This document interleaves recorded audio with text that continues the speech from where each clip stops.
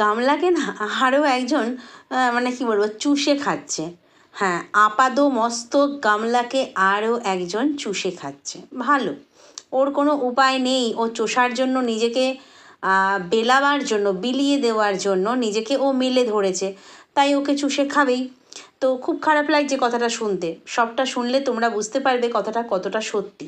প্রথম দিকে কথাটা শুনতে খুব খারাপ, যে চুষবে বিলোবে একই কথা।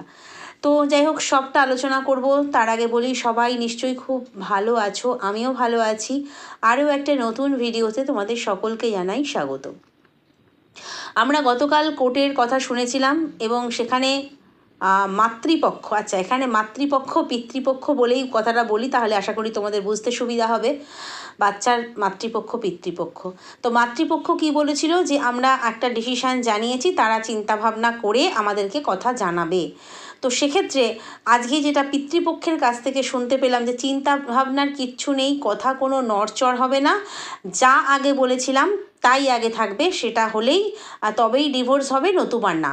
তার মানে আমরা জানি কিছু কিছু শর্ত আরোপ হয়েছিল পিতৃপক্ষের থেকে।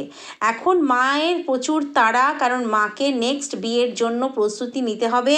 তো সেই বিয়েটাও যে ফোকলার মতো করে ঝটপট করে ফেলবে, সেই ভুলটা আর করবে না। কারণ ফোকলাকে বিয়ে করে হয়তো 1 বছর 7 মাস খুব এনজয় করেছে, সংসার খেলা খেলেছে, কিন্তু তারপরে যে বাঁশটা সোশ্যাল মিডিয়াতে এসে ফোকলা দিয়েছে, সেটা আর ওই পরবর্তী যে পুরুষ তার সঙ্গে আর করতে চাইছে না। ওই বাইরে ঘোরাফেরা প্রেম ভালোবাসা সেটা ঠিক আছে, কিন্তু যে কোনো পুরুষ ওর কাছে আসলে পরে না ওই প্রেম প্রীতি বেশি দিন করবে, করার পরেই না ওই বিয়েটা করতে চাইবে। কারণ বিয়ে করলে একটা আলাদা জোর ফলানো ওর টাকা পয়সা এবং ওর ওপরে, যেটা ফোকলা চটজলদি করে নিয়েছিল।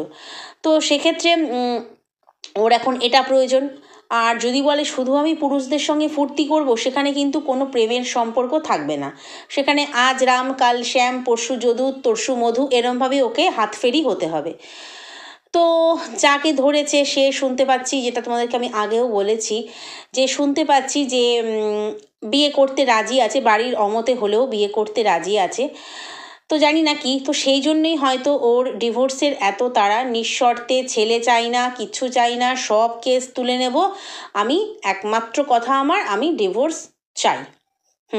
কিন্তু আমরা জানি পিতৃপক্ষ কিছু শর্ত দিয়েছিল, যেমন সোনা ফেরত দেওয়ার ব্যাপার, তারপরে কিছু কেস আছে সেগুলো তুলে ফেলার ব্যাপার, বিশেষ করে সোনা ফেরত দেওয়ার ব্যাপার। তো আশা করি সেই ব্যাপারেই পিতৃপক্ষ স্ট্রিক্ট রয়েছে, একদম একদম সেই ব্যাপারেই স্ট্রিক্ট রয়ে গেছে। তো সেই কারণেই হয়তো ডিভোর্সটা আর হচ্ছে না, কারণ এর পক্ষে এই মুহূর্তে সোনা ফেরত দেওয়া সম্ভব নয়। তার কারণ আমরা জানি সোনা চুরির ব্যাপারটা কিন্তু সত্যি। কারণ এই মহিলা, এই মা বলবো না, মহিলাই বলি, আমি যদি মা বলি তাহলে আমি ভুল করব। তো এই মহিলা সে হচ্ছে তোমার কি বলবো, সোনা অলরেডি অনেক বিক্রি করেছে, নিজের জন্য ভেঙেছে গড়িয়েছে, যেটা আমরা অলরেডি বিগত মানে ভিডিওগুলো থেকে বুঝতে পেরেছি। তো সেক্ষেত্রে এই মুহূর্তে ওকে সেই পরিমাণ সোনা, সেই ক্যাশ মেমো দেখে সেই পরিমাণ সোনা ফেরত দেওয়া, সেই ডিজাইন, সেই জিনিস ফেরত দেওয়া ওর পক্ষে সম্ভব নয়। তো তা কি আছে, সোনার পরিবর্তে টাকা, এককালীন টাকা, সেটাও যে বলছে কি না আমার এখন 8,000 টাকা দেওয়ার মতন ফ্ল্যাট ভাড়া সিচুয়েশান নেই, সে সোনার পরিবর্তে টাকা ফেরত দেবে। তো সেক্ষেত্রে সেটাও কিন্তু তার পক্ষে সম্ভব হচ্ছে না। ওই ঠিক আছে 16টা ব্লাউজ, 5টা শাড়ি, 1 জোড়া জুতো, ওই পর্যন্তই ঠিক আছে, কিন্তু সোনার যে হারে দাম, সেই হারে যদি ওকে টাকা চোকাতে হয়, মানে টাকা যদি হয়, সোনার পরিবর্তে যদি কনসিডার করে, মানে পিতৃপক্ষের উকিল বা অ্যাডভাইজার যারা রয়েছে তারা যদি বুঝিয়ে সোনার পরিবর্তে টাকাও রাজি করায় বাবাকে, কিন্তু এই মহিলার পক্ষে সম্ভব নয় এই মুহূর্তে অত টাকা পে করা। সোনা তো ফেরত দেওয়া দূরেরই কথা, কারণ সব সোনাই সে অলরেডি ভাঙতে শুরু করে দিয়েছিল। তো যাই হোক, এবারে আসি কথায়। তো সেইখানে তার পরিষ্কার বোঝা যাচ্ছে যে ডিভোর্সটা কিন্তু এখনই হচ্ছে না। অনেকের মানে মতামত যেটা দেখতে পাই কমেন্ট বক্সে, অনেকে বলছে, অনেক দর্শকের মতামত, ও বেচু হচ্ছে ডিভোর্স দেবে না, ইচ্ছে করে ঝুলিয়ে রাখবে, তার কারণ হচ্ছে ডিভোর্স হয়ে গেলে ওর ভিউজ হবে না। ওর ভিউজটা যে এখনও তলানিতেই পৌঁছে গেছে সেটা হয়তো আমরা দেখতে পাচ্ছি। শুধু ওর নয়, এই মহিলা অসভ্য অভদ্র মহিলারও কিন্তু ভিউজ পড়ে গেছে। হ্যাঁ, এখন দুদিন ধরে এই ডিভোর্স কোর্ট হ্যানা ত্যানা এই সমস্ত বলে একটু ভিউজটা মানে কি বলবো একটু আপ হয়েছে, তবে 50K এখনও ছোঁয়নি। তো সেক্ষেত্রে ওর পক্ষে যে সোনা দেওয়া সম্ভব নয় এবং তার পরিবর্তে টাকা দেওয়াও এই মুহূর্তে সম্ভব নয়।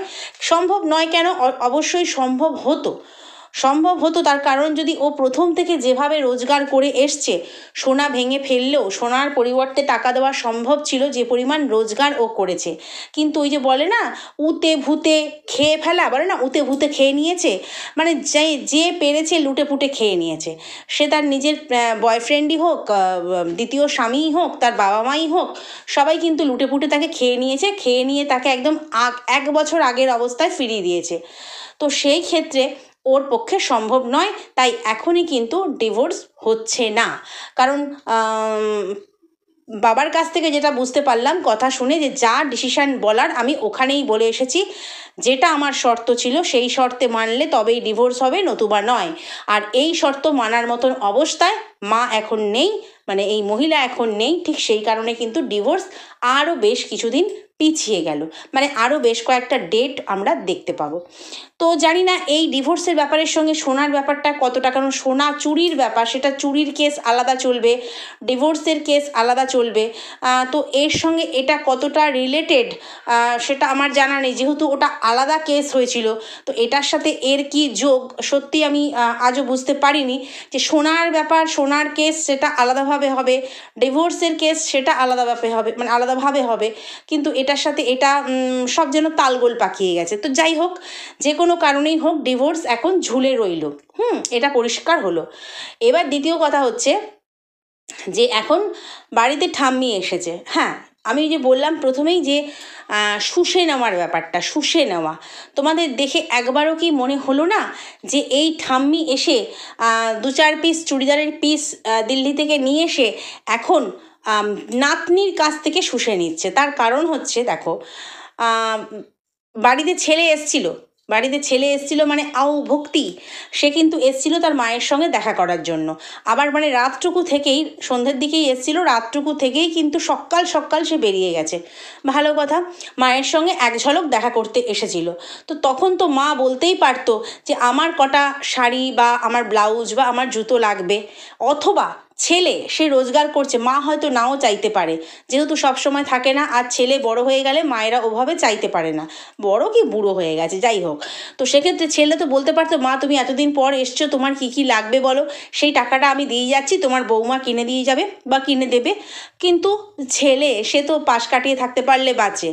আমাকে গতকাল একজন দর্শক কমেন্ট করেছে, তুমি জানো না ওই ভক্তি একজন বিধবা মহিলার সঙ্গে জয়েন্টে থাকে, তো অনেক দিন আগে থেকে। আমি কিন্তু অবশ্যই জানি, কিন্তু তারা একসাথে সংসার করে কি না আমি সেখানে কি বলবো, আমার স্টেটমেন্ট দিতে পারছি না, কারণ ম্যাক্সিমাম সময় ওর বাবার ভিডিও দেখি, ওই পুলিশ ব্যারাক টাইপের ওইখানেই থাকে, তো সেখানে সংসার করছে কি না আমি বলতে পারবো না, বাট কারোর সঙ্গে রিলেশনে ছিল সেটা কিন্তু আমি জানি। আমি কেন, আমরা সকলেই জানি, এবং সেই ভদ্রমহিলার নামটাও কিন্তু জানি। তো যাই হোক, সেটা পরের কথা। তো বাবা বাড়িতে এলো, মায়ের সঙ্গে এতদিন পর বুড়ো মা, বয়স্ক মা ভিনদেশ থেকে এলো, তো মায়ের কি প্রয়োজন, আমি তো আবার চলে যাব আমার কাজে, সকাল হতেই ছুটে চলে যাব, কিন্তু আমার মা, যেখানে আমার কর্তব্য, সেই কর্তব্য কে পালন করবে না, আমার রোজগেরে মেয়ে, যাকে আমরা সবাই শুষে খেয়েছি, আমার বউ থেকে, আমার ছেলে থেকে, আমার ছেলের বউ, সেও কম যায় না, সেও টুকটাক নিয়েছে, এমনকি আমি পর্যন্ত। আমাদের শর্তই ছিল যে ব্লগে মুখ দেখাবো টাকার বিনিময়ে, মানে এই অমাবস্যার শর্ত ছিল আর কি। তো সেটাই কন্টিনিউ হচ্ছে, মাস গেলে 30,000, 40,000, ক্রমশ সেটা বেড়েছে 50,000, 60,000 আমরা শুনেছি। ফোকলার মুখ থেকেও শুনেছি, আবার বকের মুখ থেকেও অতীতে শোনা গেছে যে ও মানে একটা মানুষ যদি, একটা মেয়ে থাকে বাড়িতে, ধরলাম বাবা মায়ের অবস্থা ভালো না, ধরে নিলাম, তো মেয়েটার খাই খরচ বাবদ কত দেবে? মান্থলি 10,000, মান্থলি 10,000, একটা মেয়ের 5 জনের সঙ্গে একজনের খাওয়া হয়ে যায়, আর 10,000 দিল, তাও বলে দিচ্ছি 10,000ও মানে বেশি হয়ে যাবে।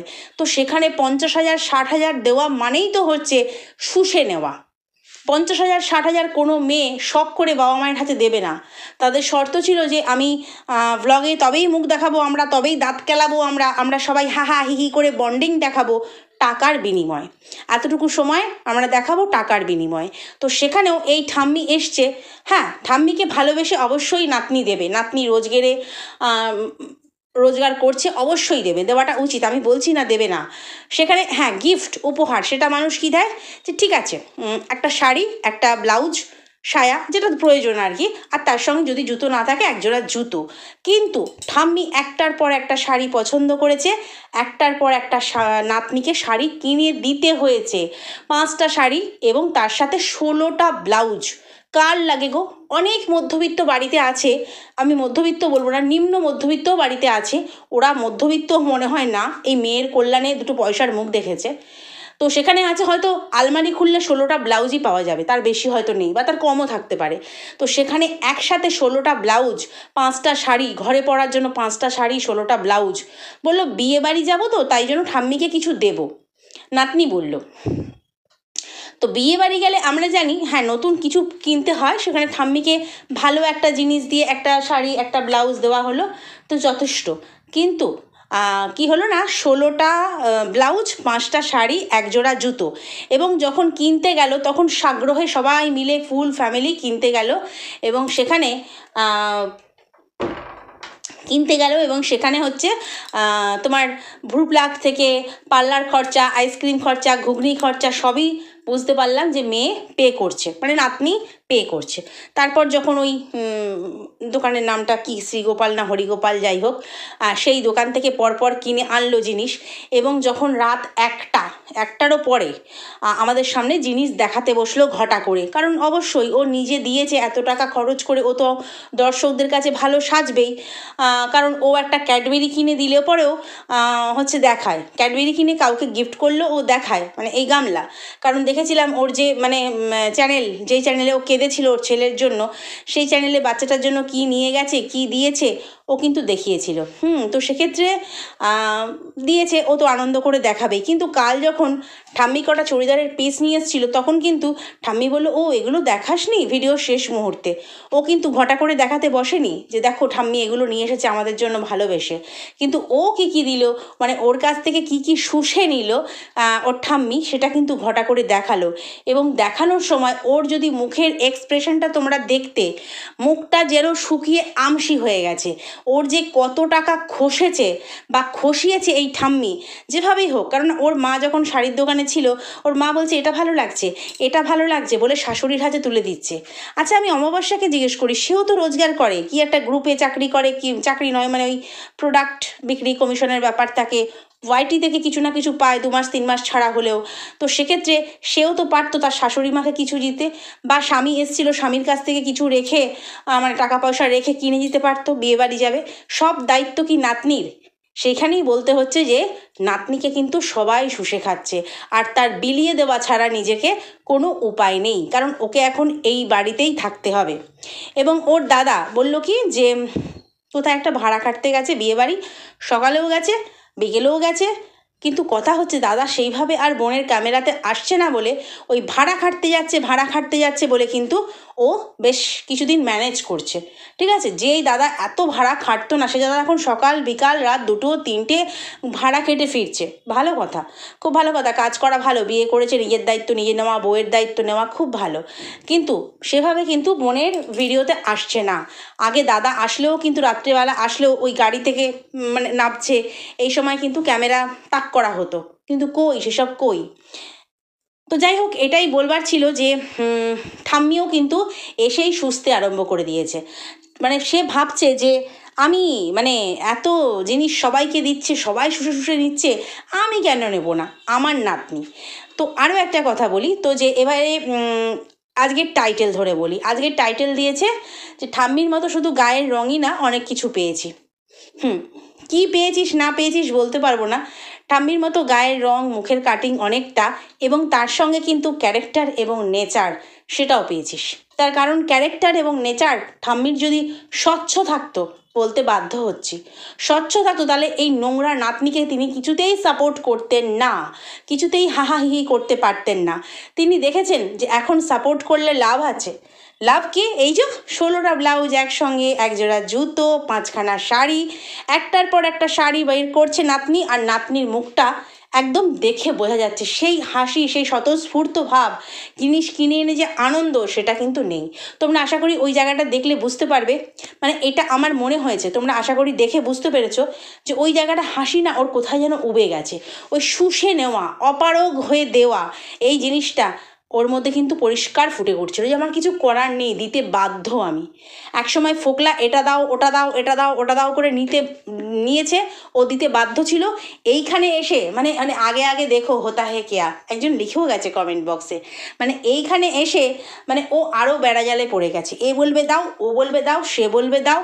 সেই বলেছিল না যে ওই যে কোর্টে গিয়েছিল যখন, কিতনে আদমি থে, তো এখানে মনে হচ্ছে এই বেড়াজালে পড়ে ওর মনে হচ্ছে কিতনে আদমি আর কিতনে আদমি, মানে কে কে আর কে কে আমার থেকে শুষবে। তো দেখতেই পাচ্ছি যে সত্যি কথা বলছি, আজকের ওর এই মানে ভিডিওটা দেখে মনে হয়েছে যে আনন্দ করে কিন্তু এত শাড়ি এত ব্লাউজ ও কিনে দেয়নি, যেটার দায়িত্ব নাতনির নয় তার ছেলের, সেটা নাতনি পালন করছে। ভালো। এবারে আসি, একটা পুতুল কিনেছে। ও মা গো, ও তো নিজেই বেবি ডল, ও পুতুল কিনবে না? যার পুতুল নিয়ে খেলার বয়স সে এখন আর পুতুল টুতুল নিয়ে খেলে না। মানে আমাদের সোনা বাবা, সে এখন যথেষ্ট স্মার্ট ইন্টেলিজেন্ট একটা মানে অ্যাক্টিভ একটা ছেলে। আর এ শালা মানে কি বলবো, বুড়ি ড্যাশ, বুড়ি চু ড্যাশ, সে এখন পুতুল নিয়ে খেলবে। কি পুতুল? না মেয়ে পুতুল নিয়েছি। ও ছেলের শখ মিটে গেছে, ছেলে একটা জন্ম দিয়েছিল না ছেলে, তার শখ মিটে গেছে।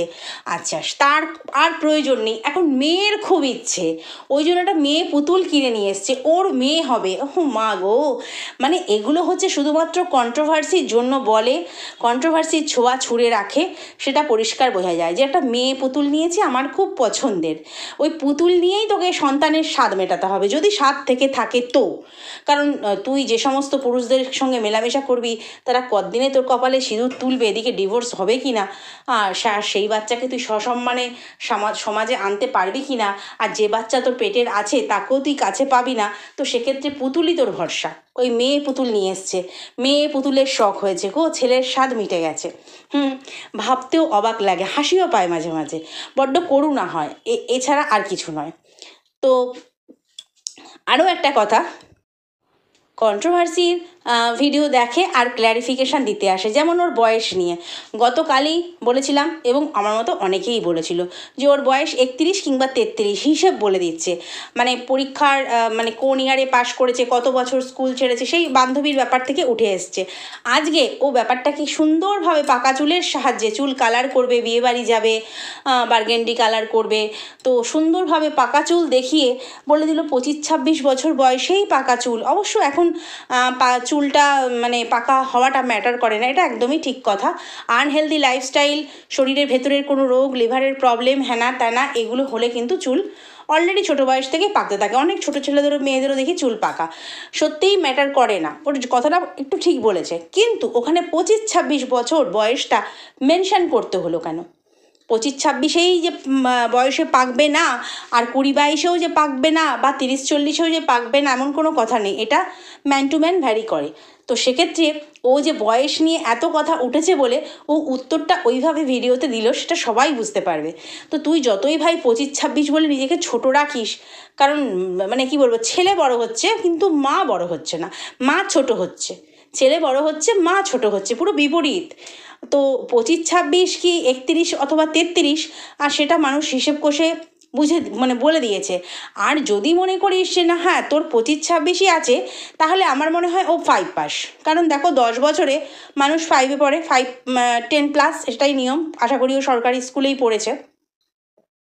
আর 15 বছর ওর বান্ধবীর সঙ্গে দেখা মানে হয়নি, বান্ধবীর সঙ্গে দেখা হয়নি, তাহলে 15 আর এদিকে 10, 25 বছর, স্বাভাবিক, একদম হিসেব মিলিয়ে দিলাম। দেখ গামলা, তুই আমার ভিডিও দেখিস, আমি সেটা জানি, অনেক কিছু ক্লিয়ার করে দিস, সেটা দেখেই বুঝতে পারি।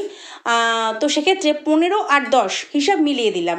আজ থেকে তোমরা জেনে রাখো, ওর শিক্ষার দৌলত মাধ্যমিকও নয়, তাহলে ও যখন সগর্বের সঙ্গে 25-26 বলছে, আর বন্ধুত্বের ছাড়াছাড়ি বলছে 15 বছর, স্কুল লাইফ শেষ হয়েছে 15 বছর, তাহলে ওর স্কুল লাইফ ক্লাস 5-এই শেষ হয়ে গেছে, অর্থাৎ ক্লাস 5 10 বছর, আর ওদিকে হচ্ছে 15 বছর, 15, 10, 25, 26, ওই 10, 11, 15, 16 বছরের। তার মানে ও কিন্তু আজকে এটা প্রমাণিত হলো বাচ্চার বাবার থেকেও কিন্তু ও কম শিক্ষিত, মানে একেবারে 8 ফেল বলে যারা একেবারে বগল বাজিয়েছিল না, তাদেরকে বলতে ইচ্ছে করে তোমাদের গামলা না ওই 5 পাস।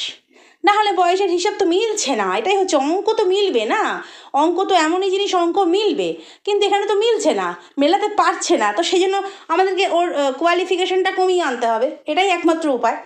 তো যাই হোক, এটাই আমার মনে হয়েছে, সেটাই তোমাদেরকে শেয়ার করলাম। আর এই শুষে খাওয়ার ব্যাপারটা, এটা আমার সত্যিই মনে হয়েছে আজকের ওর ভিডিওর মানে জিনিস দেখাবার সময় ওর যে ফেস এক্সপ্রেশন ছিল, সেটা দেখে আমার মনে হয়েছে সত্যিই ও নিরুপায় হয়ে জিনিসগুলো কিনে দিয়েছে। আমার মনে হয়েছে। তোমাদের দেখে কার কী মনে হয়েছে অবশ্যই কমেন্ট বক্সে জানিও। লাইক করো, মানে কি বলবো, শেয়ার করে দিও ভিডিওটা, আর চ্যানেলটা পারলে সাবস্ক্রাইব করে সঙ্গে থেকো। টাটা।